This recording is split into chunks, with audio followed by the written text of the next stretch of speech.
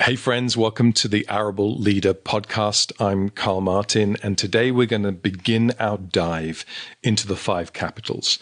And I want to start in perhaps an unusual place and talk about intelligence, talk about intellect, talk about the way we think and how we think about what we think.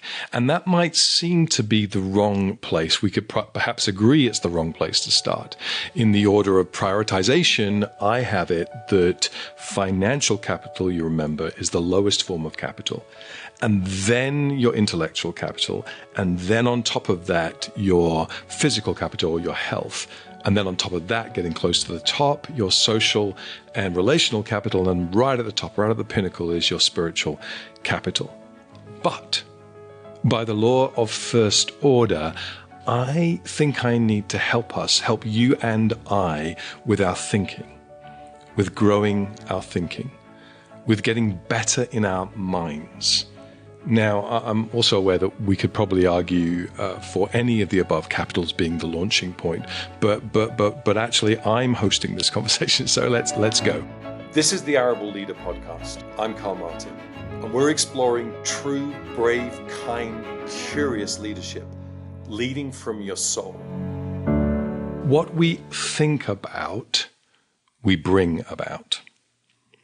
So let's think about how we think about life and leadership, and therefore how we walk through this world, how we decide and how do we not decide, how do we choose for one thing or the other. What goes on in your thinking life is everything. In other words, if you want to change your life, you have to change your mind, because your life will move in the direction of your thoughts, whether that's the whole of this year, 2025, or whether that's this month or even this day. What you think about, you bring about. And in every place that you're thinking is accidental or even incidental, you are consequently leaving to chance or fate the outcomes of your life. And of course, that's one big thing. If we're talking about financial or business decisions, to deal or not to deal, to sell, not to sell, to twist or stick, it's altogether another level if you're talking about your health, your kids, your livelihood. What you think about, you bring about. And so growing in your smarts, growing in your intelligence, growing in 2025 in your ability to truly understand what's going on in the macro and in the micro, to read culture and to lead others through it, is going to be seminal for you in being able to appropriate all the other capitals. And if you want to grow your life, if you want to grow your finances, if you want to grow your relational circle, if you want to grow your health and grow your understanding of what this world is all about, you have to not only set your mind, but feed your mind with the right stuff. Now, that's not a simple journey. It's hard won. This wisdom thing is hard won. So we're going to have to go after it. If you're going to have the desired impact you want on your life, we're going to have to do some hard thinking about how we are thinking. And here's the reason. Because the way in which the human brain and the human life is wired is to move perceptibly and imperceptibly towards what you might call a comfort zone or comfort zone dwelling. We want things to be easy for us. And what we know about comfort zones is that you can't grow in a comfort zone. Not really. You can heal in a comfort zone and you can rest in a comfort zone, but you don't grow things in a comfort zone. Things don't get stretched in a comfort zone. And therefore, if you're going to grow your thinking, you have to force what psychologists call liminal space.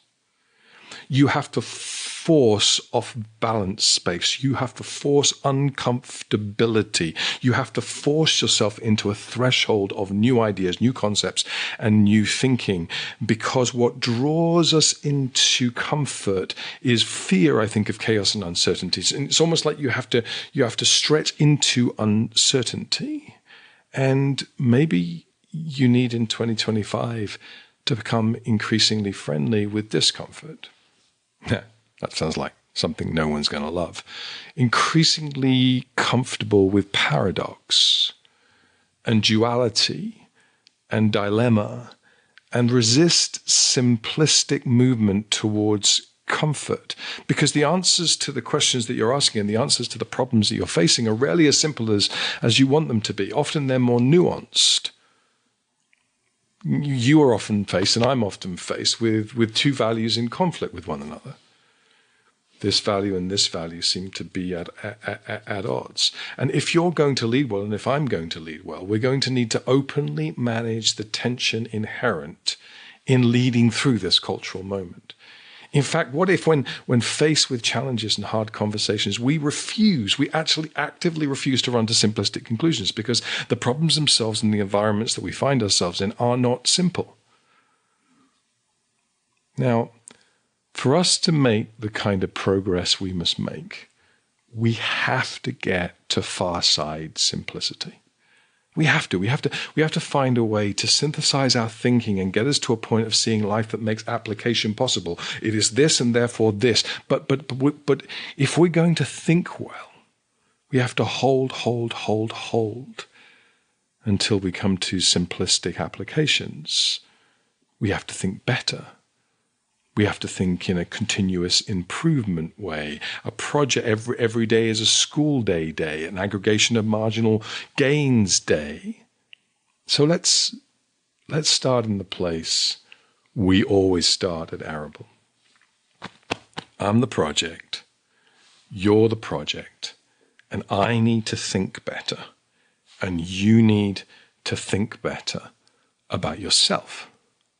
If you're going to approach problems and situations outside of you, you have to think better about the stuff inside of you. And the way to do that is to approach this in an honest, humble, wise way. Honesty, I'm limited. The way I think is limited. I'm not the finished article or the great oracle. I don't know all the facts. I'm broken and wounded and biased as well as being brilliant, and I've got all this stuff going on. And unless I can show up with honesty around my lack and my limitations, I'm never going to be able to reach for the kind of wisdom that I hope to get and I hope to give. Humility. Humility, once again, is not thinking less of yourself or thinking of yourself less. It's thinking of yourself correctly. I'm brilliant at certain things that I really should employ and give to the world and give to my world. And I'm lost in other areas. I'm really not very good at other things. Both of these things are true. I need help. I need to stretch into help, or I become an echo chamber of my arrogant brilliance, or even a vicious circle of my siloed ignorance. I need to grow in the way I think. It's vital that we understand that the project, you, me, we're not fresh sheets of paper. We're not neutral environments. We don't come to this in a vacuum. We come to this with our experience and our background and our past history. So thinking sensibly and smartly and better about this world and about what faces us, we have to be aware of our lenses and our biases, our predispositions to certain ways of thinking, our privileges and our brokenness, our wounds, our influences. So, as we think about thinking better, the first exercise might not be so much an unlearning exercise, because that's really difficult, but an unveiling exercise.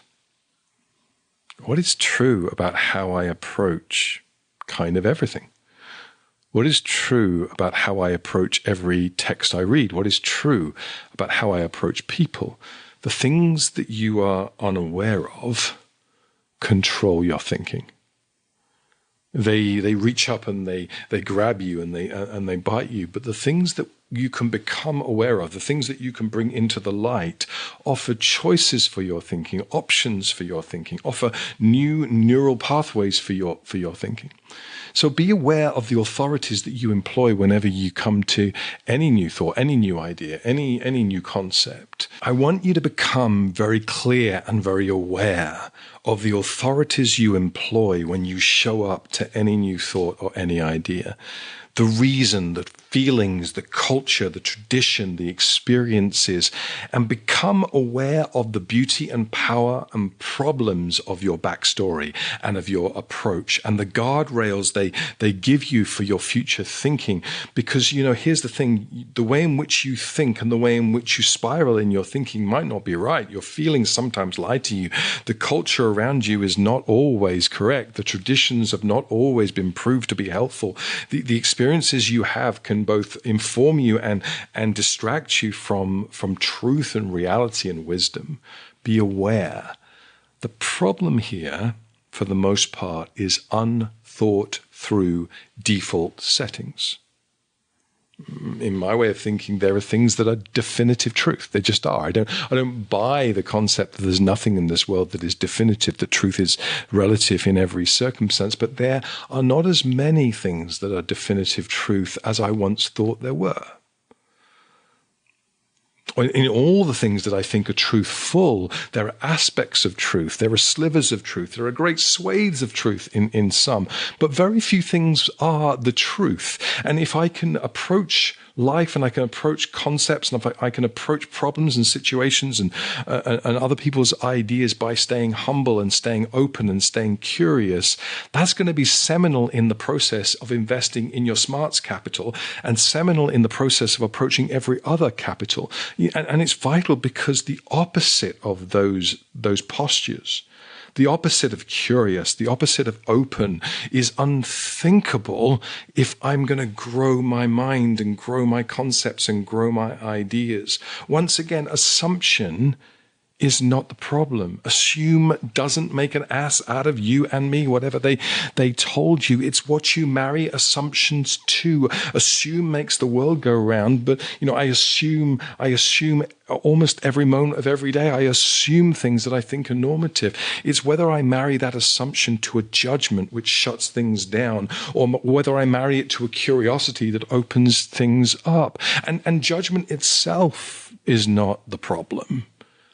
You judge all the time. I judge this against that and this over the other thing, and this way of operating against that way of operating. But if you can, in 2025, suspend your judgment long enough to expand your mind, it will serve you well.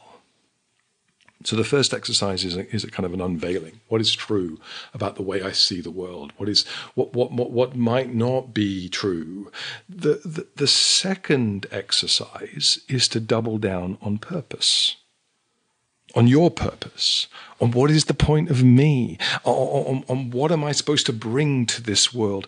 If I want to grow my thinking in 2025, what I want to do is grow my thinking in the areas that are useful to my purpose and the adjacent disciplines.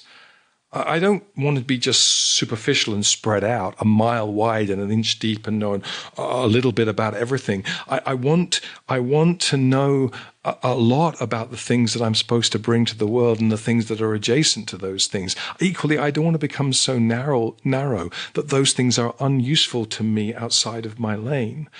So get brilliant in your lane, smart in adjacent lanes, and intelligent across your leadership life. So, as you approach 2025, perhaps you want to redo the purpose exercises that I've written about in my book. What's your greatest dream? What's your deepest joy? What's your strongest gift? In other words, what is meaningful for you? What is sustainable for you? What is useful in you? So that you might find a yes and defend it with 1,000 no's and be able to grow deeper in your understanding and your wisdom and your knowledge and your impact in those areas. There is no point in Karl Martin studying real hard to understand AI as it applies to almost anything, because it's not the point of me. It's a million miles removed from my strengths, my skills, my dreams, and my joys. And it's never going to be my yes, but learning in a deeper way how people think and how they show up, what people are worried about, what cultural trends are coming down the track at this world, the psychology of change, the science of persuasion. Wow, those things, they're going to help me, and help you. And I should do some real deep thinking around those things and work out what I think about. So think deeper. And if you're still with me, the third exercise is to get a process to your thinking. A goal without a process is almost worse than no goal at all. So it almost doesn't matter what the process is, as long as the process takes you deeper, as long as the process is designed to help you think in fresh ways with fresh eyes. I want you to think the thought behind the thought. I want you to ask the why behind the why behind the why. One of the processes that I've begun to use recently is a play on Hegel's dialectic: thesis, antithesis, synthesis, and I add praxis. Thesis, antithesis, synthesis, practice. And the reason I use this is because it's really easy for me to get stuck in echo chambers of my own thinking. I become slaves to an algorithm that feeds me things that I already agree about or reinforces those things. So thesis. What's the concept or the idea that is being pitched to me? And now, can I frame it up in ways that I can really understand? It's this thing, and they're saying this. What are they really saying? Antithesis. What's the opposite idea, or the opposite point of view, or the opposite concept? What could also be true about what is being said? Synthesis, better concept, better idea, drawn from both of the previous thoughts, like a third way. Is there some kind of confluence of these thoughts, or even a higher thought that nobody's yet thought of, that comes out of my analysis between thesis and antithesis? And praxis, tested idea. What would this look like in practice? How could we test this in real life? We're going to grow our minds. And for us to grow our minds, there needs to be a process, there needs to be a program, there needs to be some people. So program. Spend some of your cash in 2025. Spend some of your money on a program to increase your intelligence, to increase your ability to think, because that's what you're supposed to do. You're supposed to invest upwards, finance to intellect, to health, to social, to spiritual. Spend money to get smarter and healthier and kinder and wise. And so spend money to read. And I'm very specific about that. Those people who read learn. And I don't mean just listen, I mean read. There's something about the practice of opening a book, and a real book, not just opening a book and marking up a book and writing the concepts from the book. Think about who you read and what you read. Don't just drink the Kool-Aid. What you behold, you become. In other words, the things that you fill your mind with are the things that flow out of your life. So if you behold TikTok reels, you become a TikTok reel. If you spend your life sitting with the greatest minds and keeping pace as you read their stuff, appropriating the good stuff, you become a great mind and a great thinker. So 2025, here's the challenge. What if you were to read 12 books this year? One book a month. Sounds like a lot. It really isn't. If you spent 45 minutes every day at the end of the day, rather than watching whatever you're binge watching right now, and you read a chapter of a book and you begin to study the book and you wrote about that book, a mixture of leadership wisdom and cultural reframing biographies, historical tomes, then you will come out of 2025 wiser. I'm not asking you to read 100 books. You haven't got time, and you probably wouldn't ingest them very well, and you probably skim read them and use Blinkist. But I want you to truly study 12. If you desire wisdom, you need to understand how it comes. The magic you are looking for is in the work you are currently avoiding. It's on the far side of resistance. See, let me tell you what will happen. If you read 12 books, you will get a ton of information. Much of it will be new. But for information to become knowledge, it must be appropriated. It must be taken in deep, which is why you have to think, and why you have to write, and why you have to convert their thinking to your thinking. What does this mean for me? How can this impact my leadership life? And then for that knowledge to become wisdom, it must be applied. It must be practiced. It must be acted upon in real life scenarios. So 2025, I want you to read, I want you to study, I want you to think, and then I want you to try. 12 books. Let me suggest some books to you. You don't have to read these books, but these are some of the books I'm going to read and study. You can suggest your own. You can maybe even reply to some of this in the chat and tell me what you're thinking. But in no particular order. But starting with my book, read Cave Road Table Fire. It will make you think. Disagree with it. Underline it. Italicize it. Cross bits out of it. What about the book Multipliers by Liz Wiseman, or Dominion by Tom Holland, Sapiens by Yuval Harari, The Body Keeps the Score by Van der Kolk. I want to read Elon Musk's biography by Isaacson because I think he's a fascinating character who's going to have massive outsized impact on our world. A book I want to reread is The War of Art by Stephen Pressfield, because the way in which he frames the artistic and creative process is mind-blowing and highly useful. 12 Rules of Life by Jordan Peterson. Don't rely on your Peterson by the TikTok reels or the Instagram reels. Go read him and work out what you think. Deep Work by Cal Newport. Frames of Mind by Howard Gardner. I've not read it, but it was recommended to me. The Infinite Game by Simon Sinek. Lincoln, A Team of Rivals by Doris Kearns Goodwin. And then a classic, Man's Search for Meaning by Viktor Frankl. And finally, what about reading a portion of the Bible, the Gospel of John by John? And think about what you think about. Now, here's the thing. If you just read it yourself, it's one thing. If you mark it up, it's another thing. If you read it and mark it up and then gather around you a group of people who commit to reading the same thing, then you'll be getting somewhere. Then you'll start be taking knowledge and making it wisdom. Get some people around you who push you.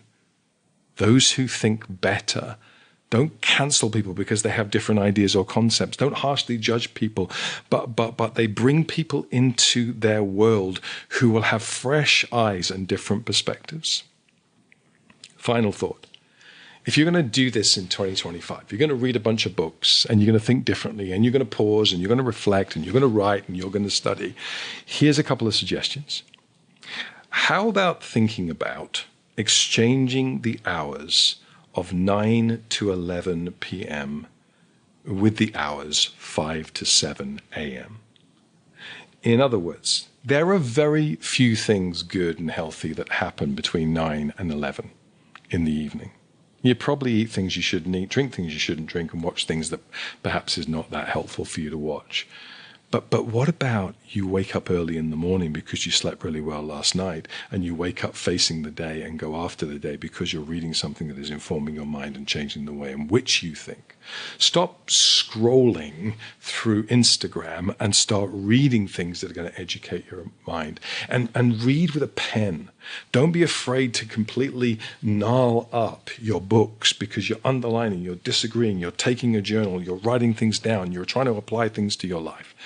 And then maybe even start a group of people who are after the same pursuit of wisdom in 2025. Invest in your intellectual capital. It will be an investment in every other form of capital and will change your life and rewire your mind. In a later episode, we're going to talk with some experts about how that's actually possible. How this is not just about filling your mind with good things, it's about changing the way in which the neurochemistry of your mind so that you can see things differently and act differently. This is an investment which is going to be challenging, but an investment that will pay dividends. Thank you for listening. Let's get at this. You've been watching The Arable Leader with Karl Martin. Subscribe for more episodes with great leaders. And you can also listen to The Arable Leader wherever you get your podcasts. For more resources for leading in a healthy way, visit arableco.com and check out Karl's new book, The Cave, the Road, the Table, and the Fire: